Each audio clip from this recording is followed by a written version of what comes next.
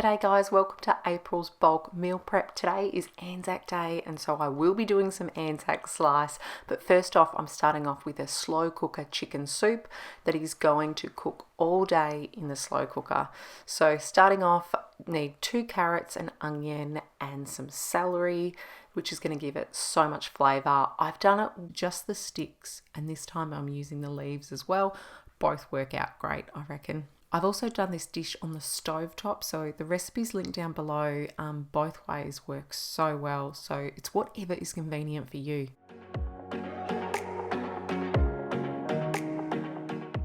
Dave picked up these carrots from Aldi, and when he did, they hadn't been washed. So although in these videos I don't show you washing every time, I do wash my veggies. So the celery and the carrot is going to get washed in the mini strucket. Often when I do my grocery haul, I like to do it straight away afterwards. This time it didn't happen, so we're doing it now.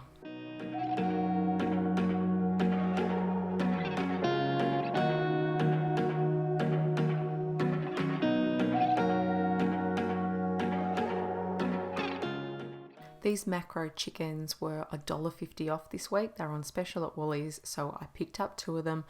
One of them I'm making chicken soup with, and the other one I'm going to be roasting for a roast chicken lunch, as well as for chicken and pineapple pizza and roast chicken for our lunches. The reason I am fully washing the chicken as well as inside the cavity is just so that the soup mixture comes out quite clear, so I've got it as clean as possible before it goes into the broth. So I'm adding in the onion I've fried, and then I needed 2.5 litres of chicken stock. So one of them I'm loading up here. I'm going to use boiling water for this, and the rest I'm just going to top up until I get 2.5 litres just using tap water.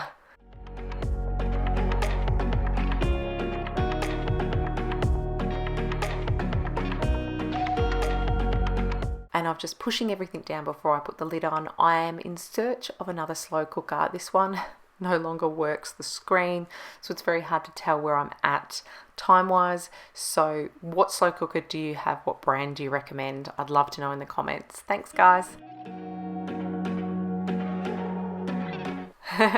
Bit of a magic trick. I figure you don't need to see me chop up onion or use the pull chopper, so I ended up doing 2 onions, and then for this dish, the next one, I'm going to be doing 1 pot lasagna. I've made this before, it was super popular with everyone. This time I am loading it up with even more veggies. Last time I grated 2 carrots, this time I'm going to be doing 4, and I'm going to do them in the pull chopper, and I'm also going to be adding 2 zucchinis because they are on special too. I am using my brand new pull chopper that I got from Kmart that I shared in a recent haul, and it is sharp. Now I have loaded up my saucepan with zucchini, carrot, onion, and then I'm just going to be adding in some garlic. Now because I've got so many vegetables, so much more than last time, I am just modifying the recipe, just adding more of everything. So more garlic, and when I get to the passata, I'm adding more as well. But that's what you do, isn't it? You modify a recipe for your family and you find what works for you.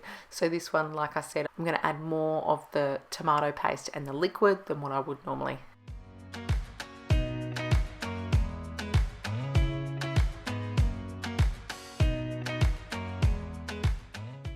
Next, I'm adding in 1 kilo of the beef mince. I did that a few minutes after the carrot and the onion had really softened before I added in the mince. And then I got that browned, so that's probably another 5 minutes, 7 minutes. And then I added in the passata. So I've got a whole jar here that's 700, and then I had half of one in the fridge, so I added that one in as well. And then tomato paste. So I've done 4 big dollops there. And then adding in some beef stock. So this is really important that you've got enough liquid, or otherwise I find if you don't have enough liquid, then the pasta sheets won't fully cook. So be generous with your liquid. That would be my tip. And then the bay leaves, unfortunately some of these are just way too small, so I'm pulling them out thinking, oh, I don't want the kids to get those. They won't appreciate the meal then. Then I'm going to let that simmer away probably for about 10 minutes or so. So I'm going to work on the other chicken. So just using an oven bag, putting in some flour as you saw, and then I'm just going to season it. I mentioned in the grocery video that I just have roast chicken seasoning. Well, it's been so long since I've done a roast chicken that last time I must have used it all. So I'm just going to use some paprika, onion powder and garlic powder. and then just massage it through the bird, both sides. And then I'm going to use the advice that you guys said, which said make sure you put the breasts down so that they are nice and moist and juicy. So that's what I've done here. And the thing I've always got to remember when I'm using oven bags is you've got to pierce the oven bag, or otherwise it turns into like a balloon, which I've done before. But that is super dangerous because when it's so hot and it's blown up like that, when you do pierce it, you have to be so careful that it doesn't just spray everywhere, that hot air. So it's really dangerous. So I really do try and remember to pierce it 2 or 3 times so that the air can escape while it's cooking. Then back to the 1-pot lasagna. I am going to be making this for the freezer, and I'm going to separate it into 2 dishes. So I am absolutely loading it up with lasagna sheets. So there's multi-layers. So that's why I was saying you really do need a lot of sauce, so that I've got plenty of lasagna sheets in each serving.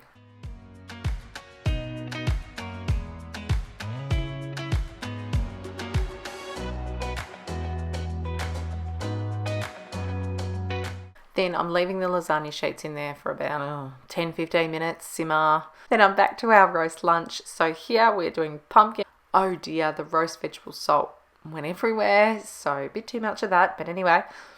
Then I've got the chicken and the pumpkin in the oven, and I just follow what it says on the oven bag, which says how many kilos and how long you cook it for, and I just copy that. And it works for me. Someone was asking about, do I get the crispy top? And I probably don't, but we don't eat the skin, so it doesn't worry me if it's crunchy or not.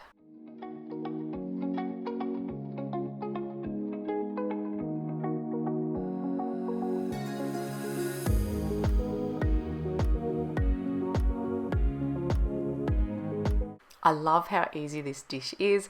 So then I'm just going to slice up some mozzarella cheese, and then if I was eating it now, I put some fresh basil on top. I'm just going to sprinkle on some basil and then poke it down so it's undercover, so that it's not exposed to the air. And this here is where I failed as a YouTuber. I didn't take a photo of the roast chicken when it came out. Dave and I had it for lunch with roast pumpkin. It was delicious. We had a leg and thigh each. It was so good. But yeah, I didn't take a video.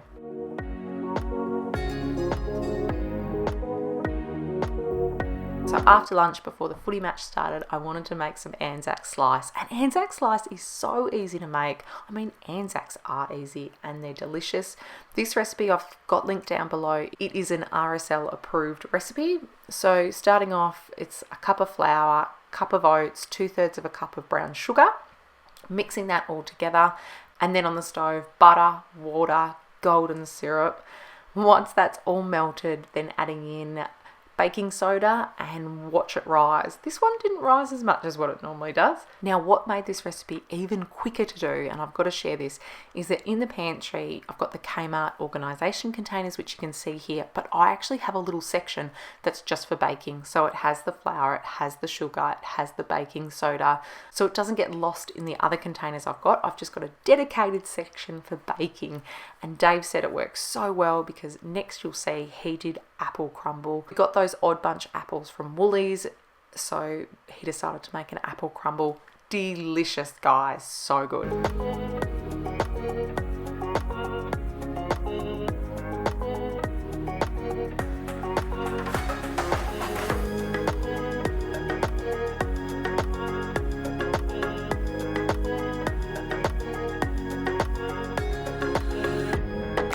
First ingredient Dave is adding here is some flour. The idea with the flour is that it makes it kind of jammy or syrupy rather than watery. So it worked really well. So don't forget the flour. Dave's also adding sugar, cinnamon, and a little bit of water. You could have used lemon juice, but he's just using water. And then the delicious crumble on top. For me, the main ingredients for this are rolled oats and brown sugar. He also added in some flour as well as some cinnamon. But yeah, the brown sugar taste is real. And it's super simple. A cup of flour, a cup of sugar, a cup of oats, some melted butter, as well as a tiny bit of baking powder, as well as some more cinnamon. Mixing that all together and then covering it on the top. And you'll notice it's not too crumbly. It definitely has a crumble to it, but it won't completely fall apart. When you're serving it with delicious ice cream, that's what we did anyway, it will still hold together a little bit. And then Dave put that in the oven at 180 for 30 minutes.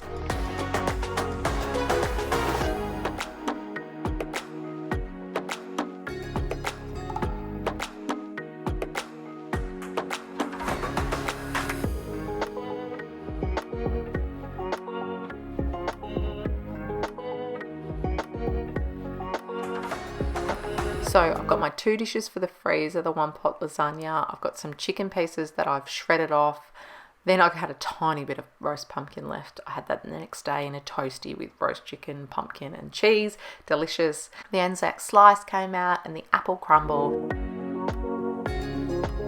Then 8 hours after I started the slow cooker chicken, I removed the carrots and the celery before removing the chicken. Got to be super careful here. Inside the chicken cavity, it gets so hot, and when you're pulling it out, the steam can just go right up your jumper. It is very, very hot, so it's a bit of a juggle, and I kind of had to do it slowly so that the steam didn't burn me. Once that's all removed, then add in the egg pasta vermicelli. I've done it with just plain vermicelli as well, not the egg pasta. Both of them tasted great. Put it in there for about 10 minutes or so, and while you're doing that, cut up all the carrot, shred the chicken. I started with a knife and fork, and then it was just falling off everywhere, and it had cooled down a bit so it wasn't burning my hands. And so I just shredded it with my hands, and that worked well. Then I'm putting it into these glass containers. Now, I have frozen it before with the vermicelli noodles. If you're worried though your noodles are going to become soggy, then just don't put them in when you chuck them in the freezer. And then when you're actually getting it out and having it for that meal, then you can cook the noodles at the time. This is such a hearty meal. You will really enjoy this chicken soup recipe. Now, this time I haven't added parsley. Last time I added parsley. I'm hoping at the time I'll just sprinkle something on the top. I've used dried parsley before and that worked well. Fresh obviously gives it a fresher taste, but dried parsley works as well. Thanks heaps for watching, guys. Bye.